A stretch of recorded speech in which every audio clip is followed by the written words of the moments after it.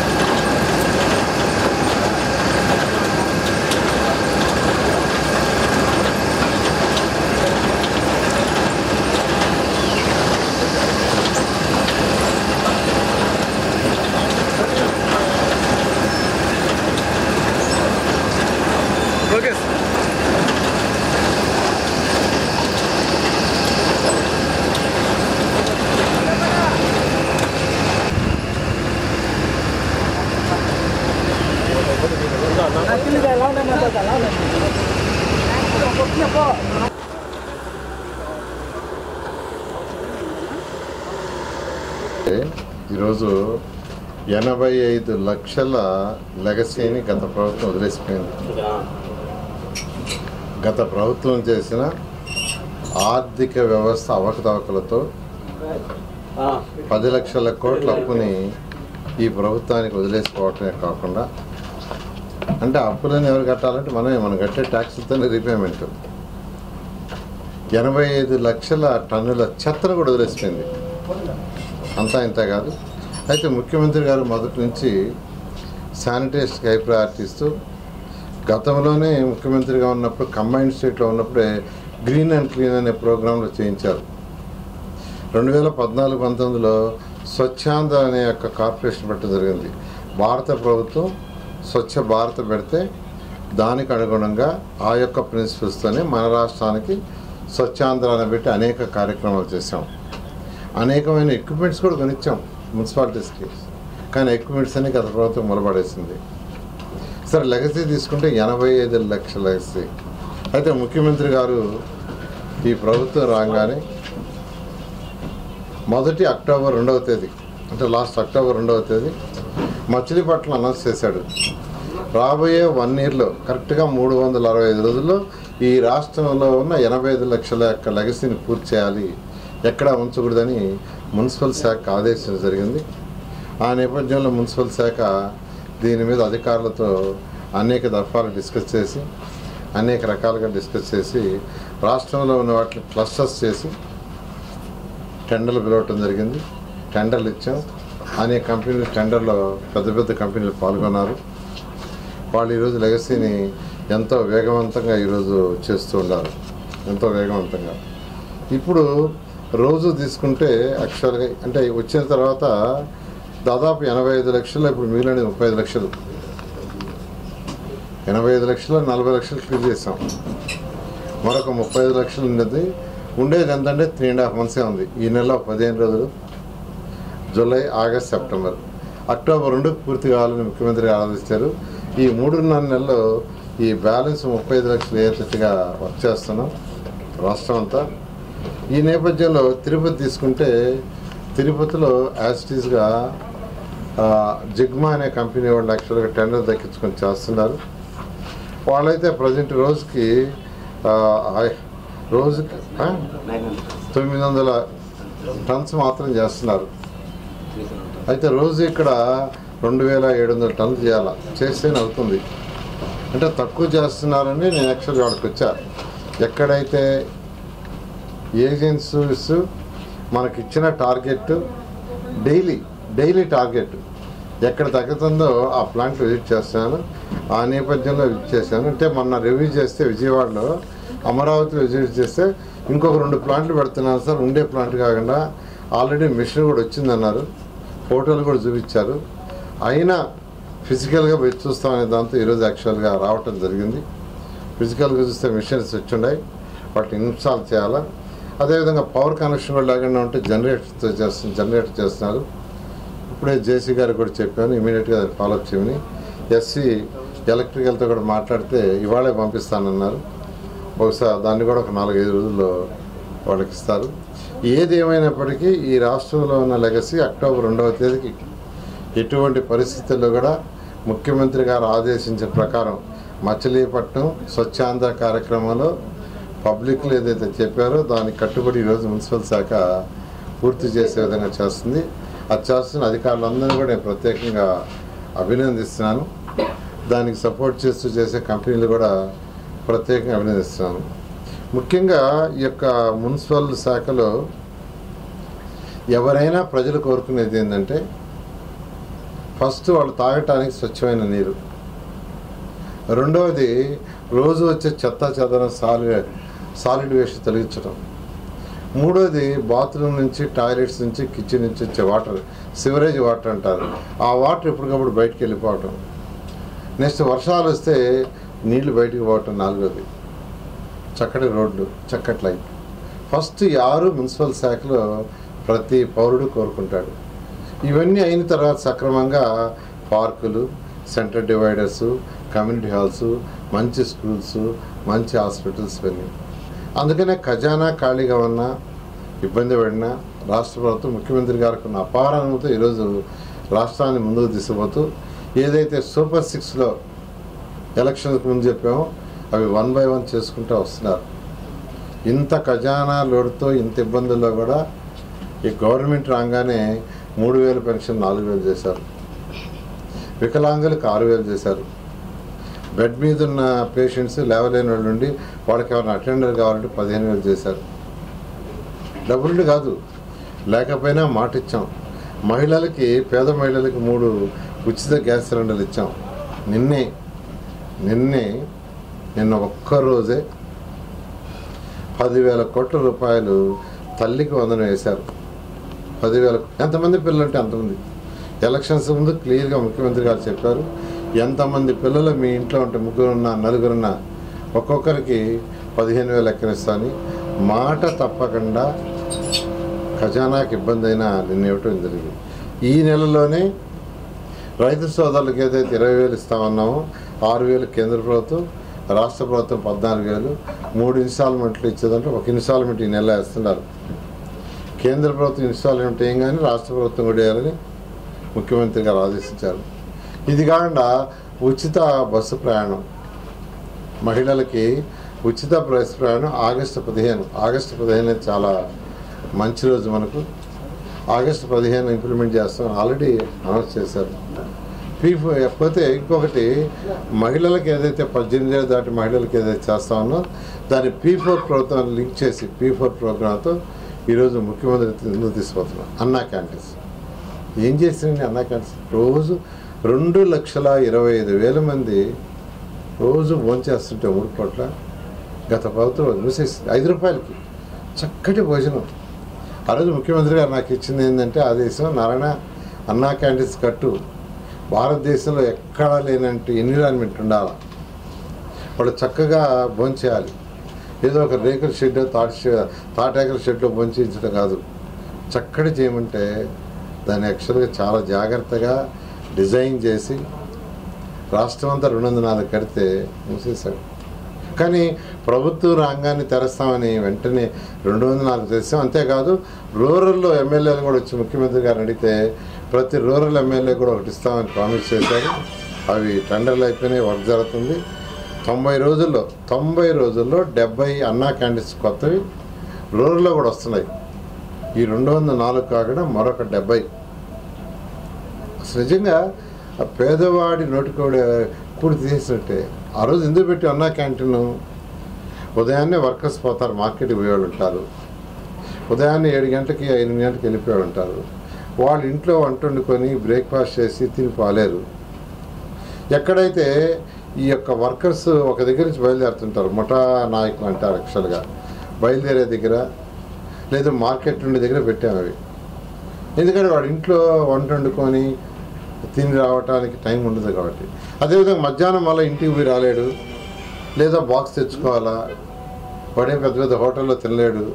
అందుకే 5 రూపాయలకి చక్కటి భోజనం పెడతామని చేశారు. అదేవిధంగా కార్మికులు ఉన్నారు 3 షిఫ్ట్స్. సెకండ్ షిఫ్ట్ ఇంటికి పోయేవాళ్ళు ఇబ్బంది పడకుండా ఉండాలని నైట్ షిఫ్ట్ కూడా పెట్టారు, నైట్ కూడా. కానీ గత ప్రభుత్వం ఏమీ ఆలోచించాల.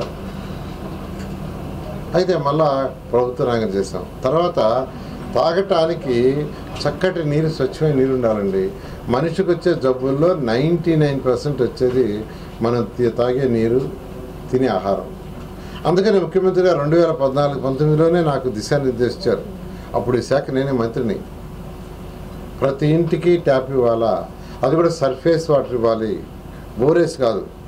నదుల నుంచి సర్ఫేస్ వాటర్ తీసి దాన్ని ట్రీట్ చేసి ఇవ్వాలంటే అప్పుడు అమృత్ స్కీమ్ ఒకటి, తర్వాత ఏషియన్ ఇన్వెస్ట్మెంట్ ఇన్ఫ్రాస్ట్రక్చర్ అని ఒక 5,350 కోట్లు శాంక్షన్ చేశాం 2019 ఫిబ్రవరి. వెంటనే గవర్నమెంట్ మారింది.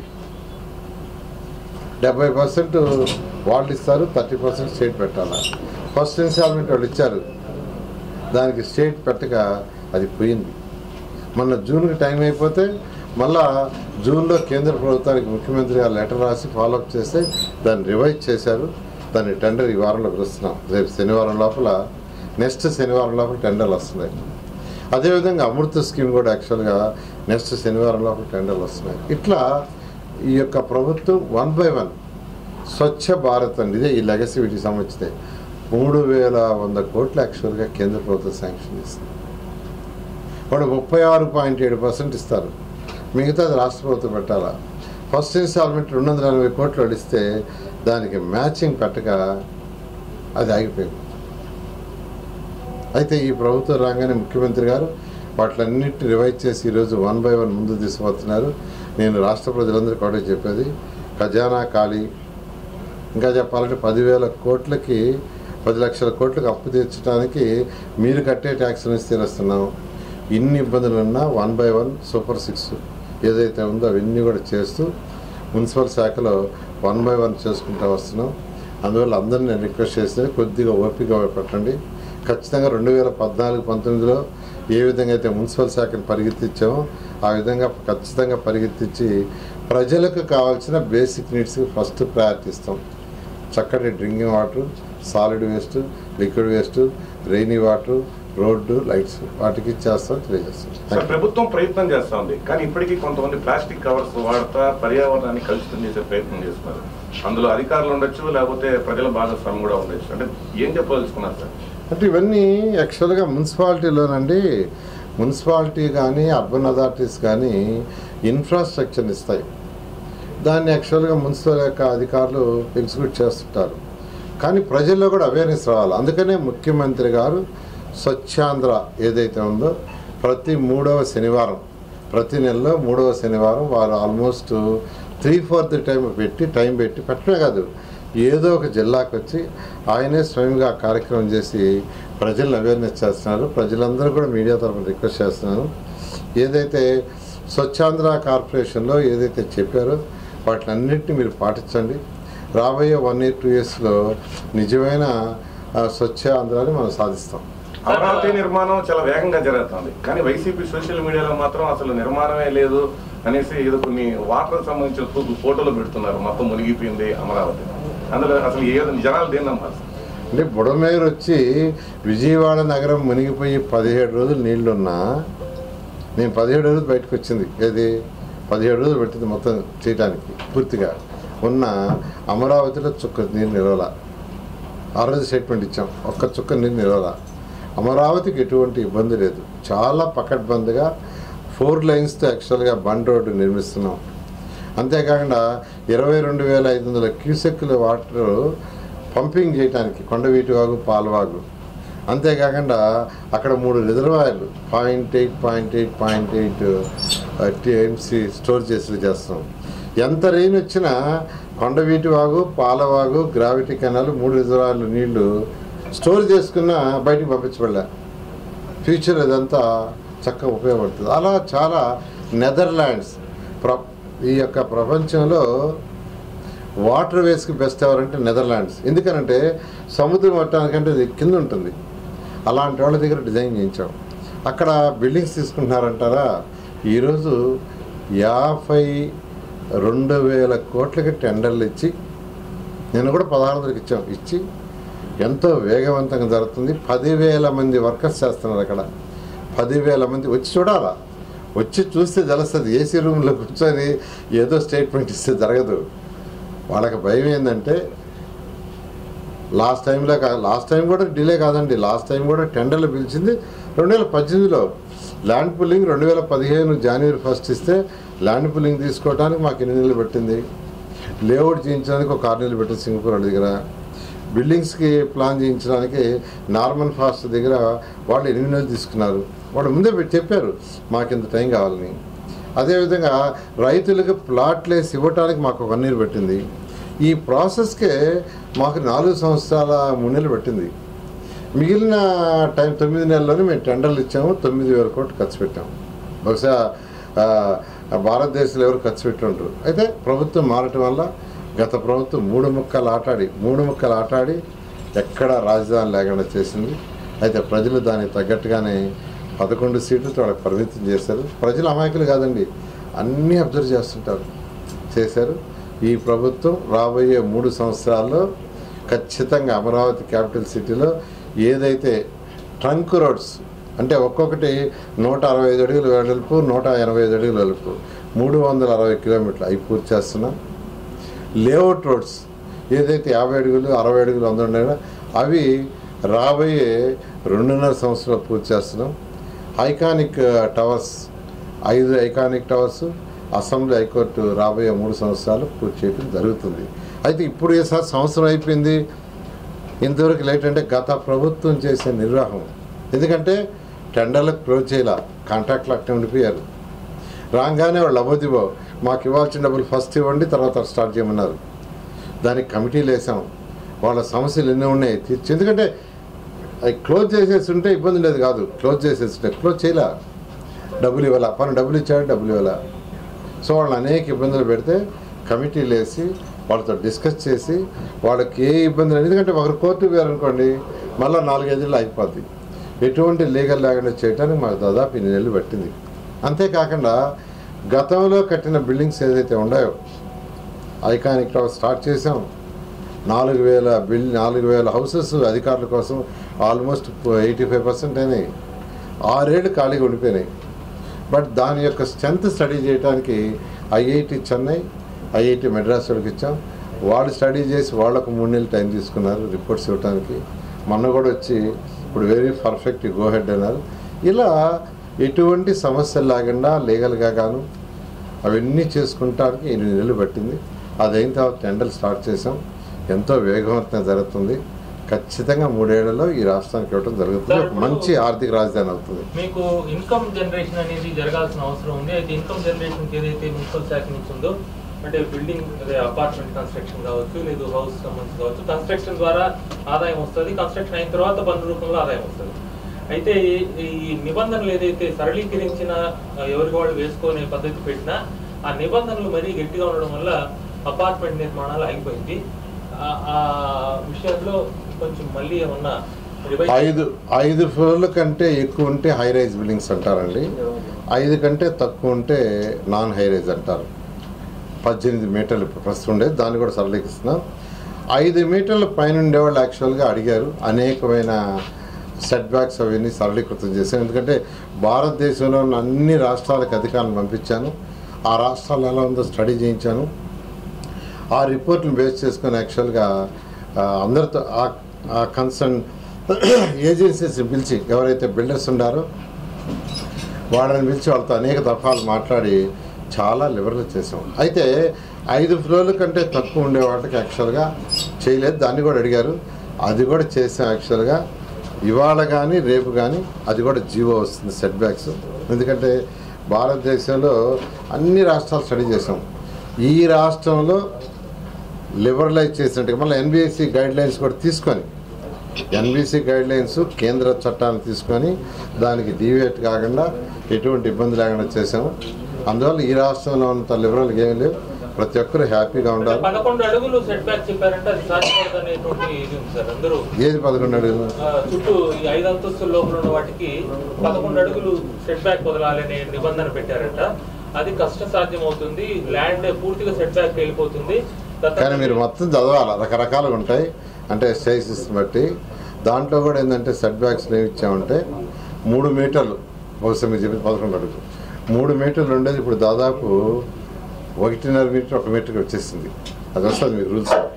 ఎందుకనంటే దానిలో 3 మీటర్లు ఉంటే కొన్ని 3 మీటర్లు ఉన్నాయి 2 మీటర్లు చేసి మళ్ళీ 2 మీటర్లో కూడా టీడీఆర్ బాండ్ ఇస్తే 1 మీటర్ చేసాం. తర్వాత ఖచ్చితంగా ఈస్ట్ వెస్ట్ నార్త్ సౌత్ ఉండాల్సింది. అయితే వాస్తు ప్రకారం ఏం చేస్తారంటే కొందరు ఈస్ట్ ఎక్కువ వదులుకుంటారు, బ్యాక్ సౌత్ వెనకాల తక్కువ వదులుతారు. అవి కూడా స్టడీ చేసి మిక్స్డ్ యూజ్ ఇచ్చాం. అంటే ఫ్రంట్ కాకుండా మిగతా 3 పక్కల ఫ్రంట్ ఏదైతే రోడ్డు ఉంటుందో రోడ్డు పక్క కాకుండా మిగతా 3 పక్కల ఎంత వదలాలో, అంటే ఫర్ ఎగ్జాంపుల్ 2 అడుగులు 2 అడుగులు 2 అడుగులు వదలాలంటే 6 అడుగులు 6 మీటర్లు వదలాలంటే వాళ్ళు ప్రతి సైడ్ 0.5 వదిలి మిగతాది ఒక సైడ్ ఎక్కువ పెట్టుకోవచ్చు. అలాంటివి కూడా ఇచ్చాం. ఎందుకంటే వాస్తు ప్రకారం కొందరు ఇర్రెగ్యులర్ కడుతున్నారు, వాటిని కూడా స్టడీ చేసాం. అది కూడా ఇతర రాష్ట్రాలు ఎలాగ ఉండే స్టడీ చేసాం. ఒరిస్సాలో ఆ మోడల్ ఉంది, అవి కూడా తీసుకుని యాక్చువల్గా చేసాం. త్వరలో వస్తాయి. ప్రతి ఒక్కరు ఎవరైతే బిల్డింగ్స్ కట్టుకున్నారో వాళ్ళందరూ కూడా 2-3 రోజులు జీవో వస్తుంది. 5 అంతస్తుల కంటే తక్కువ వాళ్ళందరూ కూడా అవి చూసి కట్టుకోవాల్సింది కోరుకుంటున్నాను. లేఅవుట్స్ కూడా అంతకుముందు ఎవరి రాష్ట్రంలో లేఅవుట్ వేయాలన్నా 40 అడుగులు మినిమం రోడ్డు ఉండాలి, 12 మీటర్లు. దాన్ని ఇప్పుడు 9 మీటర్లు చేసాం. ఎందుకంటే ఎవరు చేయరు కాబట్టి దానిపైన అప్రిషియేషన్ ఉంది సార్. బట్ సెట్ బ్యాక్స్ పైన ఎక్కువ ఎవరు ప్లాన్స్ వేయటం లేదు. రేపు అంటే సెట్ బ్యాక్స్ రిలాక్సేషన్ చేస్తాం నేనే చెప్పుకున్నాను, త్వరలో వస్తుందని. అది నేను సైన్ కూడా మేము చేసాం, అయిపోయింది. సీఎం గారు కూడా అప్రూవల్ చేశారు. వచ్చి రేపు ఎల్లుండి జీవో వస్తుంది. సార్, ఈ జర్నలిస్టులు కొమ్మినేని శ్రీనివాస్ కృష్ణరాజు వ్యాఖ్యలు చేస్తుంటారు, మహిళలు తీవ్ర ఆవేదన వ్యక్తం చేస్తుంటారు. సుప్రీంకోర్టులో కొమ్మినేని శ్రీనివాస్ కి బెయిల్ ఇచ్చారు, నేను పెద్ద ఎత్తున ఆందోళన కూడా చేశాను మహిళలు. అంటే ఇలాంటి వ్యాఖ్యలు జర్నలిస్టుల నుంచి రావడం అవసరమా? రాజకీయాలకు వైసీపీకి సపోర్ట్ గా కొంతమంది జర్నలిస్టులు పనిచేయాలని అంటే యాక్చువల్గానండి ఇప్పుడు స్త్రీలని అవమానించడం చాలా దారుణం. అది ఎక్కడైనా కానీ అమరావతి రాజధాని ఎట్టయితే 3 ముక్కలు ఆటాడిందో గత ప్రభుత్వం, ఇప్పుడు ఎంతో వేగవంతంగా వెళ్ళిపోతుంది. ఏది అమరావతి రాజధాని కన్స్ట్రక్షన్ ఎంతో వేగవంతంగా అందరూ వచ్చి చూస్తున్నారు, అప్రిషియేట్ చేస్తున్నారు. 10,000 మంది ఇప్పుడు వర్క్ చేస్తున్నారు. మొన్న ఒక 4-5 రోజులు వర్షాలు రాకుంటే 20,000 అయిపోయింది వాడు. ఇది అక్కడ వర్కర్స్ ఆడ 25,000 వర్క్ చేస్తారు. ఎందుకంటే ఈ వర్షాలు కొద్దిగా అటు ఇటు తగ్గితే అది చూసి వారవలాకే వాళ్ళకి కావాలని అమరావతి మీద పొరచాలనే ఉద్దేశంతో ఆ విధంగా స్త్రీలని అగౌరవపరుస్తూ చేశారు. దానికి తగ్గట్టుగా రాష్ట్రంలో ప్రజలందరూ యాక్చువల్గా తిరగబడ్డారు. ఇది ఇప్పటికైనా ఆ పార్టీ ఇటువంటి చేయటం తప్పు. అమరావతిని గురించి ఆ పార్టీ ఆలోచించకూడదు. అమరావతి జరిగిపోద్ది, అమరావతి ఆగదు, ఆ పాలన ఎవరు ఆగదు. దానికి సీఎం గారు ఫైనాన్షియల్ ప్లానింగ్ కూడా చక్కగా చేశారు, కేంద్రంతో కూడా మాట్లాడి. కాబట్టి ఇప్పటికైనా వైసీపీ నాయకులకు చెప్తున్నాను, అమరావతి జోలికి వస్తే ఇప్పుడు ఎలా జరిగింది అలా జరుగుతుంది. జగన్మోహన్ రెడ్డి ఈ వ్యాఖ్యలు వరకు ఉన్నారనుకోవాలి మనం.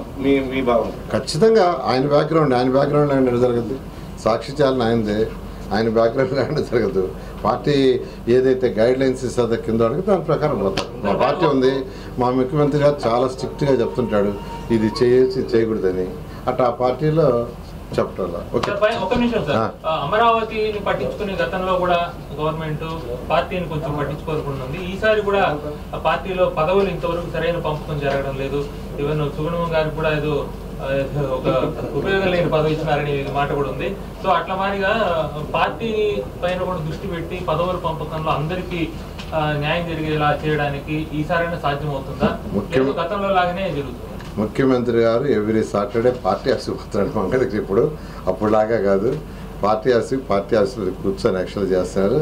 అంతేకాకుండా మా మంత్రులకు కూడా నెలకు ఒకరోజు డ్యూటీ చేశారు. మంగళగిరి పార్టీ ఆఫీస్లో ఉండి ప్రజలు ఇచ్చే యొక్క వినతులు తీసుకొని వెంటనే కన్సర్న్ అధికారులతో మాట్లాడి సాల్వ్ చేసేటట్టుగా నేను కూడా ఇప్పుడు ఈ ప్రభుత్వం ఇచ్చిన తర్వాత 5 సార్లు పోయాను పార్టీ ఆఫీస్లో డ్యూటీకి. కాబట్టి ఈసారి కార్యకర్తలకి హై ప్రయారిటీ. చివరిగా చెప్పండి సార్, సజ్జల రామకృష్ణారెడ్డి లాంటి వ్యక్తులు అధికారంలో ప్రభుత్వం అధికారంలో లేకపోయినా ప్రభుత్వం పైన మొదలు చేయలే ప్రయత్నం చేస్తున్నారు. అసలు అలాంటి వ్యక్తులు అంటే వాళ్ళకి అదే పని కదండి. ఇప్పుడు ప్రభుత్వంలో ఉన్నప్పుడు కూడా ఎవరిని అరెస్ట్ చేస్తాం, ఎవరిని తీసుకుని జైల్లో పెడతామా, తెల్లవారు లేస్తే ఈరోజు 5 గంటలకు ఎవరింట్లో సీట్ ఉండారనేది ఉండింది. అలా అరాచకం చేశారు కాబట్టి 11 సీట్లు కన్ఫర్మ్ చేశారు. ఎవరు తప్పు చేసినా చట్టం దానిపైన వచ్చేస్తుంది.